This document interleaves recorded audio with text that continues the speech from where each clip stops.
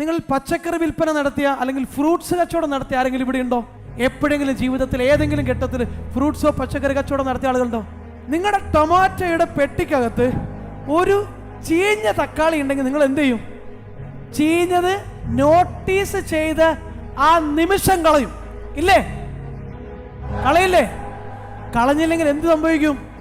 എൻ്റെ ബോക്സ് തക്കാളിയും കേടായിപ്പോ. കൂടുതൽ ഞാൻ വല്ലതും പറയണ?